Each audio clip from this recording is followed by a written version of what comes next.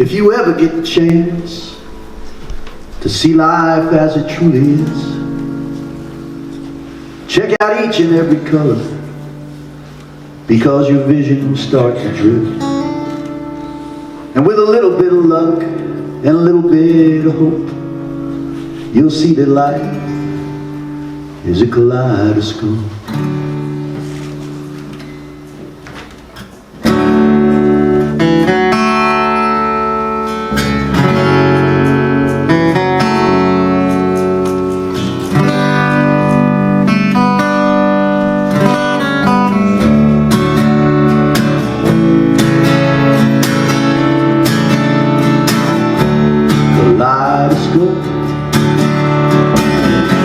I'm on my way, gonna spin round this wheel today. Some call it fate, now some call it hope. Life is just a kaleidoscope. Another day, another dream, another vision to be found. Life is never only what it seems. The possibilities abound when that wheel spins round and round.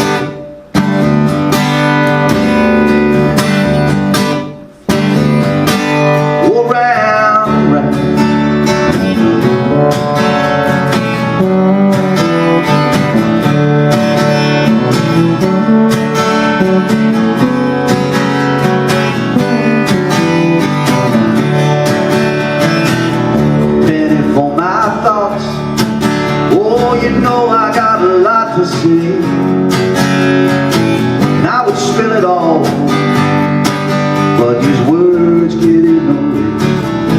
Don't you know that still we carry on, even when we up against the ropes?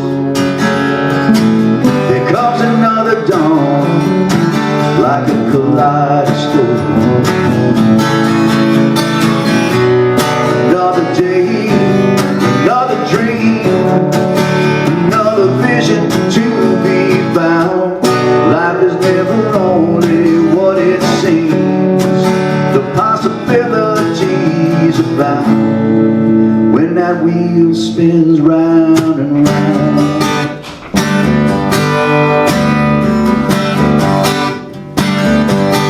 Oh, round and round.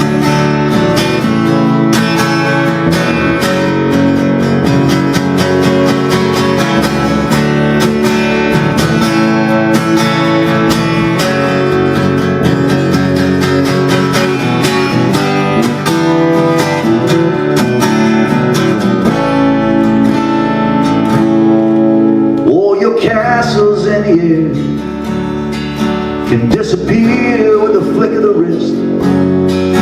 And if you want to change directions, just give it all another twist. 'Cause there ain't nothing there to fix, 'cause there ain't nothing there that's broke. Sometimes a good shake is all you need of this old kaleidoscope.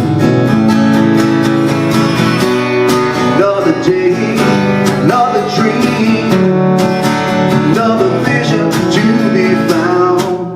Life is never only what it seems. The possibilities are found when that wheel spins round and round.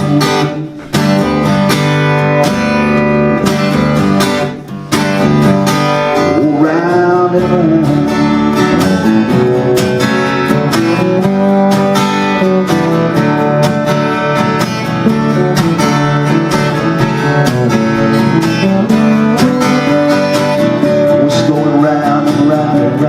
Just like a kaleidoscope. Now you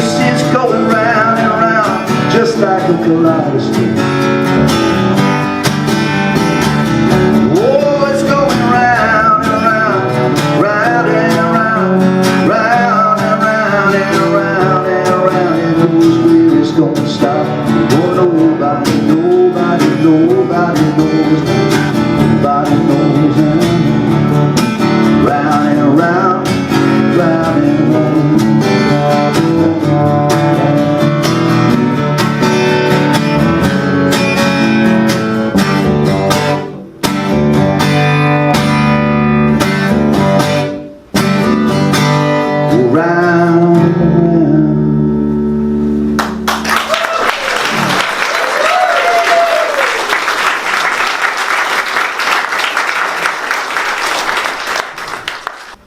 This is a quote from Socrates. The secret of success is to focus all your energy not on fighting the old, but on building the new. Not on fighting the old, on building the new. You know we do it. You know we're looking back. We're looking back. We're not letting go of something. That's the way of saying it. We talked a little bit about that in Coffee and Conversation yesterday. That one of the attributes of wisdom is the ability to let go. Is the ability to let it go. Because some of us are still holding on to things that maybe aren't serving us. Yep. All right. Well, last week I talked about money. And this week I'm going to talk a little more about money. But really what I talked about was not money as in, let me tell you how much you should be giving at Spiritual Soul Center. But money, our relationship to money. Like how we look at money, what our relationship is with money. Because some of us, and most of us, and maybe all of us, have not always had the best relationship with money. And so I've taken my wisdom from this book called The Soul of Money by Lynn Twist.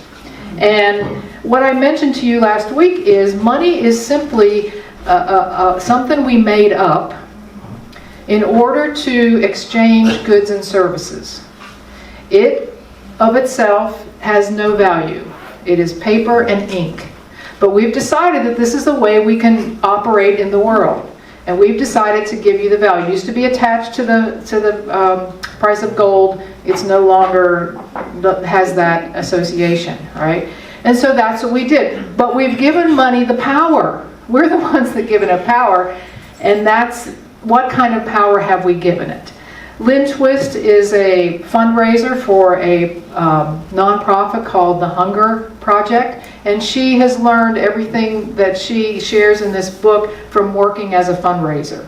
All right, she doesn't have a finance degree in any way, shape, or form, but what she has shown us from last week, I'll recap a little bit, is that we have this scarcity mindset about money and really about a lot of things in life. And the first myth that she says we have about money is there's not enough. There's not enough to go around. There's not enough for me. There's not enough money. The second, and she calls these myths, these are untruths. These are things that we created, that we believe, and that we live. We created them, we believe them, and we live them. There's not enough. The second one is more is better. More is better. The whole gross domestic product of the United States is based on us spending more and more and more and more and more. And Stephanie, who just moved into a new apartment, said, people brought stuff. I have plenty of stuff. We all have so much stuff. She didn't need to go out and buy a lot of stuff. We have so much extra stuff. More is not better. It's a myth that more is better. And the third myth she shared and I shared last week is this, that that's just the way it is. That's just the way it is. It's not going to change. That's just the way it is. I don't have any power to change it. It's just the way it is. She says all lies. All built on this idea of scarcity that we have in life and about money. Right? So that's what she talked about last week.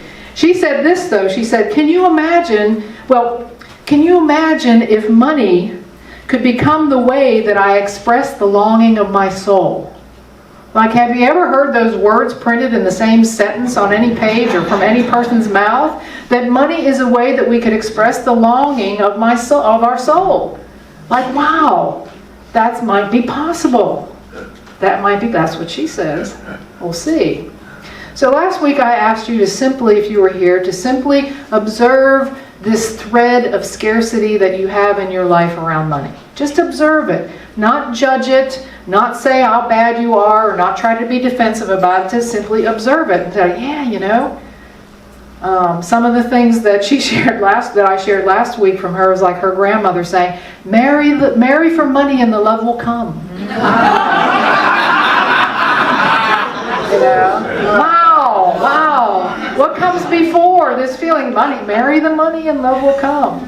Or the other thing she said was, Well, if you have to ask the price, you can't afford it. I mean, those things, we have this idea. It isn't particular to any one person here. It's the way we have accepted this idea around money. We believe it, we created it, we believe it, and then we live that way. But there is an alternative. There's an alternative. And she talks about, in this next section of the book, the 3 truths about sufficiency. Not scarcity, but how we live in sufficiency. All right?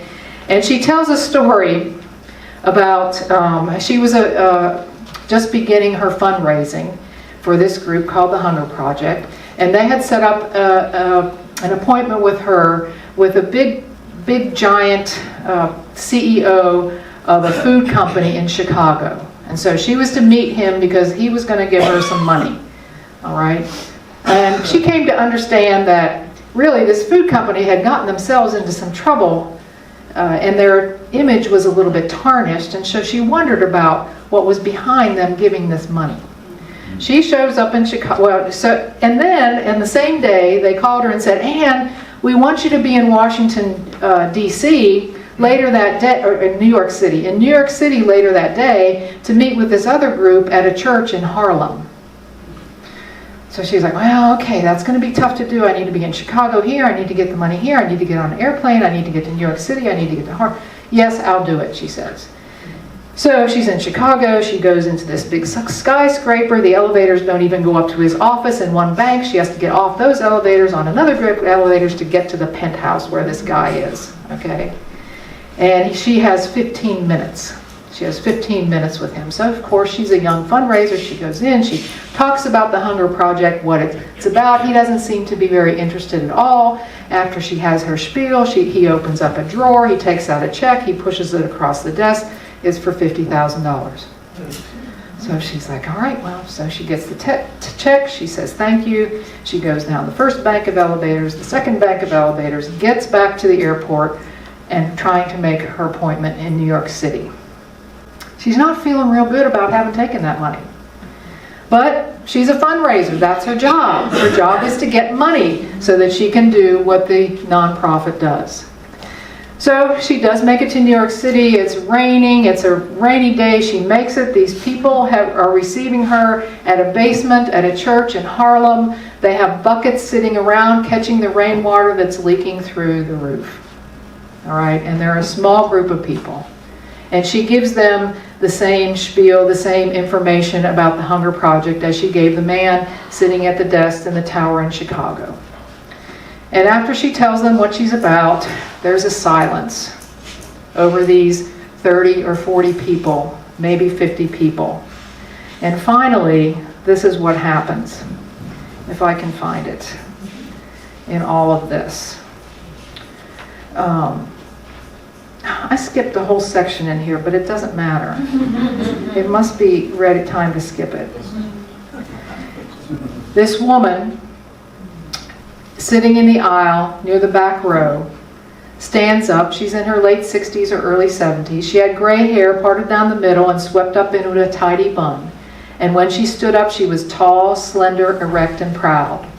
And she said, "Girl, my name is Gertrude, and I like what you've said, and I like you. And now I ain't got no checkbook, and I ain't got no credit cards. To me, money is a lot like water.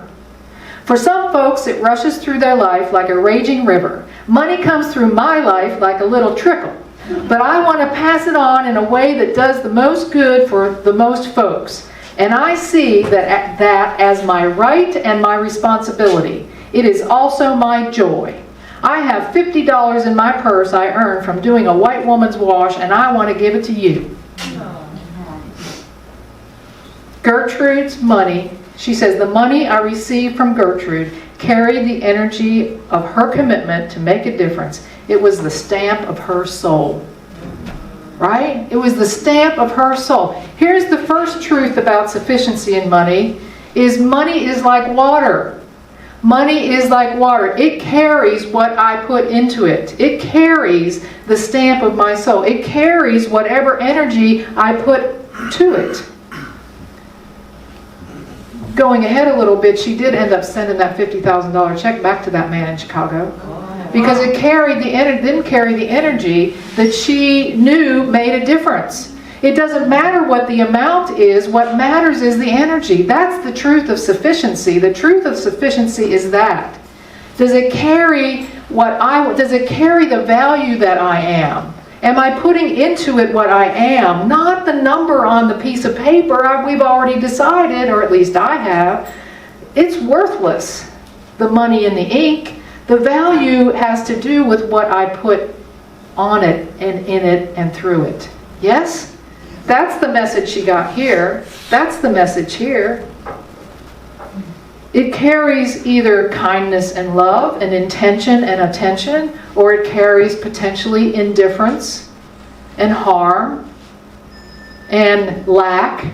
Like if I give this money, then I'm not going to have enough. That's carrying lack. One of my great teachers, Reverend Rene Perret from Unity, used to say, listen, if you're giving and you feel like, it's a hesitation, like you're giving and you're not going to have enough, he said, put it back in your pocket.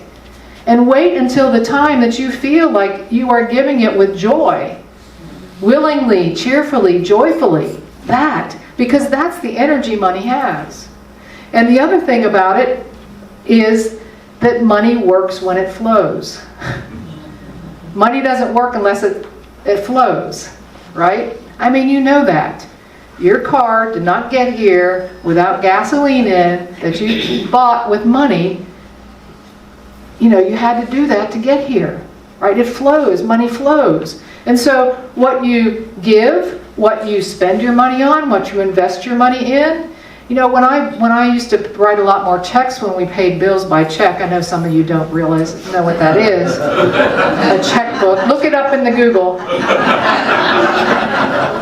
And I still, when I write a check, the few that I wrote, right at the end of the note of the message line, I write GIMS. And I think, I wonder if people know what that is, or they think I'm putting a curse on them or something, right? GIMS, God is my source. Like that's what, when I pay my taxes, when I pay my power bill, when I pay my water bill, when I pay those things, not anymore because we don't do many checks, but when I write the check for Spiritual Soul Center, GIMS. Water, money is like water, it flows through me, not from me, through me. It flows through me. The energy that I give it, that I am abundant. And this is how I want my money to be. Like you have that what'd she say? This is my responsibility.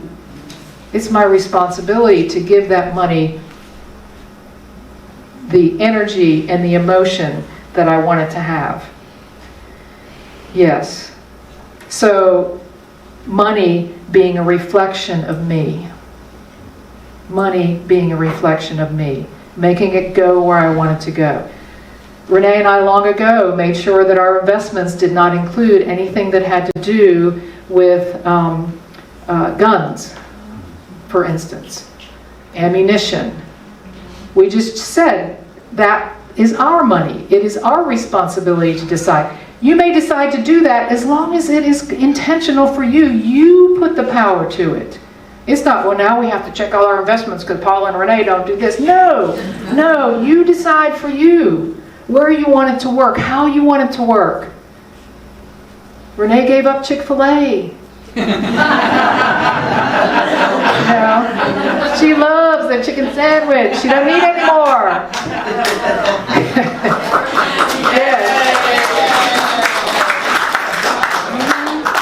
She makes her own chicken now. And she likes it. Yeah. I think maybe she dreams about it once in a while. Yeah. Decide.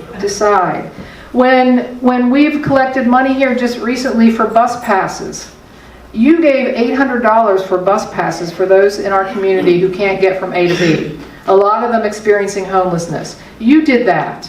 You decided, you know what? This is where I want it. This is how I want to make a difference. I want to tell you, when you see a wave bus, you should smile. When you see the wave, you should say, hey, we're connected here. Because that's another one of the ideas of sufficiency is this idea of collaboration. Like, we can't do this stuff separate from each other. You can look at that and say, I'm a part of that. I'm a part of that person. Not to be, oh, I'm so, not this way, but to say, I'm a part of that. That's how it works. That's how the world works in sufficiency. That's how the world works. You decided that those folks deserve a ride. You decided that they deserve dignity in walking from A to B, to ride to A to B, to get to a doctor's appointment, to get to the grocery store. Yes, that's the energy I want my money to have. I'm inviting you to decide that as well.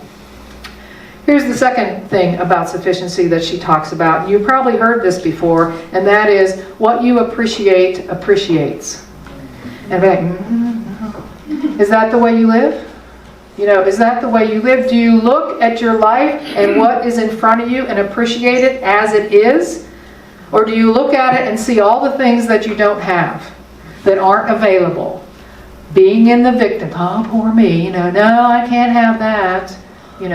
Or the people who say, I'm broke. Why do you do that? Why do you claim that? Why do you claim that? There is so much. Look at Spiritual Soul Center. I am so proud of this that we've built here. Like, there is unlimited resources right here. Unlimited. You know what? How many bakers we have that this room is filled with more sugar than we can imagine.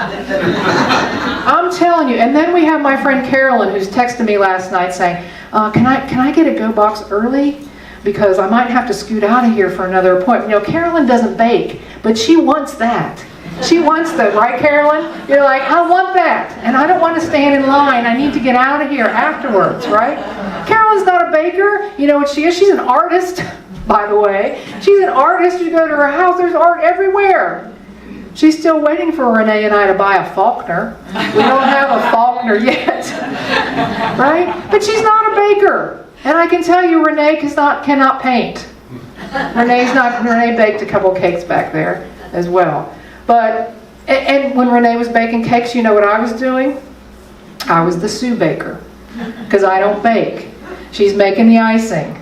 All right, honey, put a quarter teaspoon of vanilla in there. All right, put the vanilla in. All right, can you put some sugar in there now? No, a little bit. No, that's good.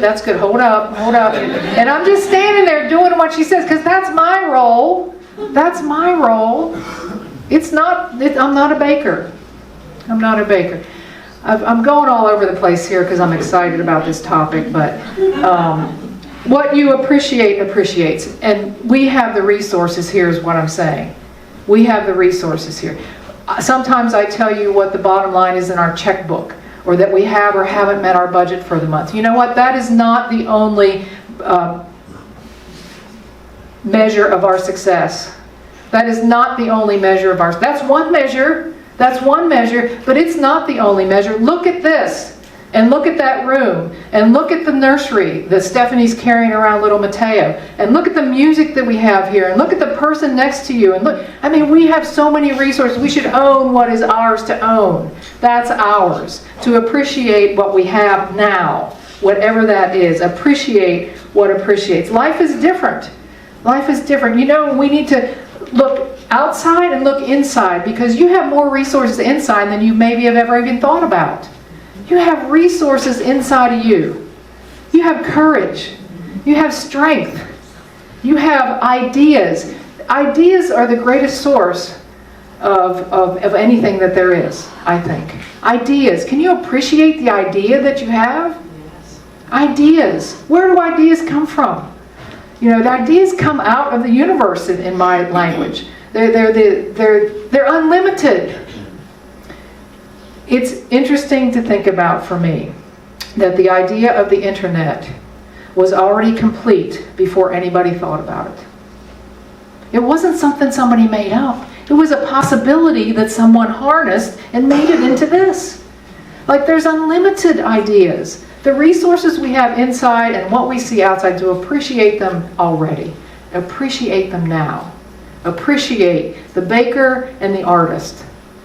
Right? Appreciate what I am now. Integral part of all that is. Oh, upside down, that's not going to work. I'm not able to read upside down. Maybe I should try it. In the fertile soil, Lynn says, in the fertile soil of our appreciation, new possibility takes root, and it grows without limits in the light of our attention. In the light of our attention. That's the way it grows. It grows in the light of our attention. That's what it takes. Who doesn't have enough attention? Like, we all have attention. Where do we place it? That's what it's calling us for. The third idea and the third truth about sufficiency is this, is that our world works best when it's you and me versus you or me. It's as how Mamdani won the New York City election. It's how he became governor. He said, you and me, you and me, you and me together, no matter where you are, not you or me, not staying over here, but you and me, working in the trenches, you and me. Again, the baker and the artist. All of us, that's how it happened. That's how it happened. We have these personal resources. I encourage you to stop saying, I only have, or I only can. Like that only word, stop it. Stop it. Or I just this, no. You have a gift that is essential to the whole. I want you to believe it. And I don't care how old you are, or how young you are, or what degree you have, or what degree you don't have, or who you're married to, or if you're not married, or if you, like, it doesn't matter. Like, you have a gift. This is the idea of sufficiency. Like, if we believe that we don't matter, then we are in the scarcity mindset. When we believe and know that we have something essential to offer, we are in the place of sufficiency mindset. Yes? That's the way it works. That's the way it works. The lack language is I only have, or I just have. What about if we replace it with what if? Or where can I offer what I have? How can I offer what I have? I just got a glimpse of Pam. She's got her apron and her hat on back there. She's the one that organized this. What I have. That's what she has, by the way. Oh my God, she's been baking for 3 days. She had to put locks on all the containers so her family didn't eat everything she baked. That's what she has. Let me read you this. Let me read you this. And this is about the idea of collaboration, that it's you and me, you and me, you and me. She says this, where people help other people, and quote, help other people in a way that is patriarchal, from the top down, that creates dependence, D-E-N-T-S, and dependence, D-E-N-C-E, instead of supporting self-reliance and healthy interdependence. You see, there is no one who cannot contribute, in other words.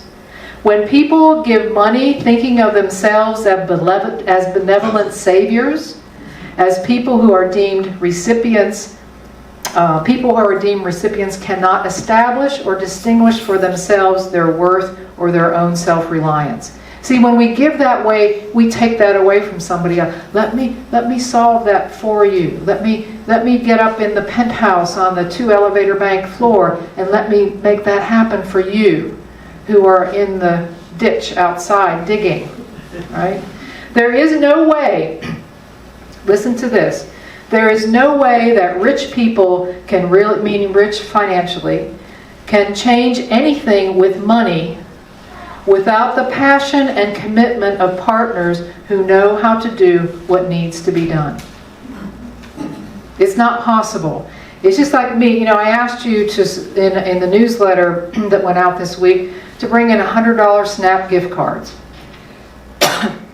Gift cards from Food Lion. Well, can't I just bring 25? And why does it have to be 100? And why does it have to be a Food Lion? Like, why can't I just, listen. We have to have honor how it's going to be distributed, the equitable nature of that, how we treat people, not just throwing in a card or getting what we want, but to listen to the needs of others and really know what our partners need from us. That's what our partner at St. Jude's needs. They don't need to be flipping through a bunch of food line cards that are different valuations. That's not what they need. What they need is equitable, to be able to look at a recipient and say, we offer this to you. Okay, that's what they need, and that's what we can provide, right?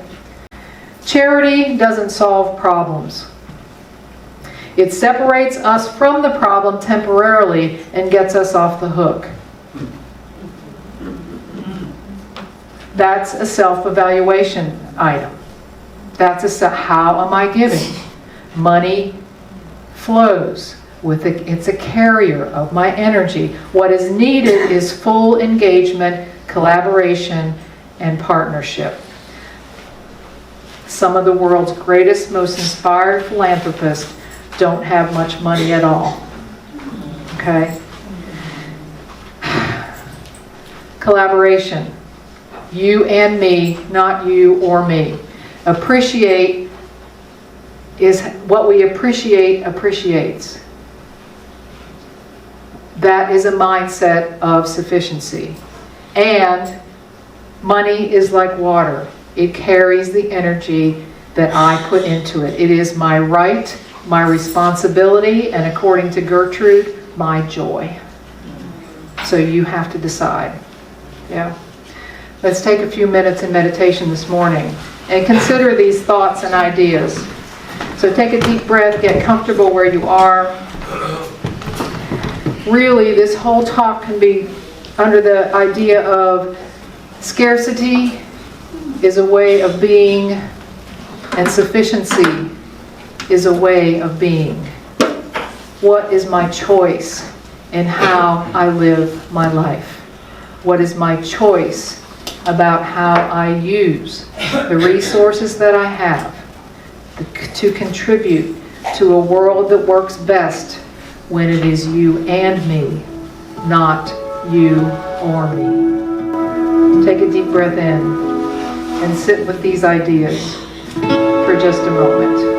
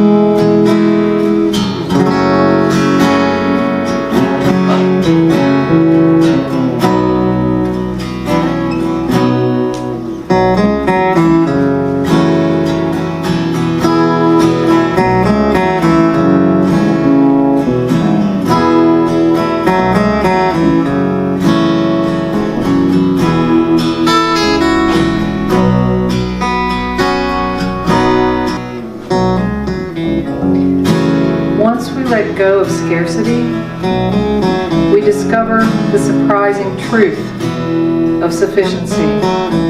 And by sufficiency, I don't mean a quantity of anything. Sufficiency isn't 2 steps up from poverty or 1 step short of abundance. It isn't a measure of barely enough or more than enough. Sufficiency isn't an amount at all. It is an experience. A context we generate, a declaration, a knowing that there is enough and that we are enough. The sufficiency resides inside each of us, and we are the ones who call it forward. There is always enough. May I be filled with loving kindness. May I be well. May I be peaceful and at ease. May I be happy. May all beings be filled with loving kindness. May all be well. May all be peaceful and at ease. May all be happy. Hey, have a dessert.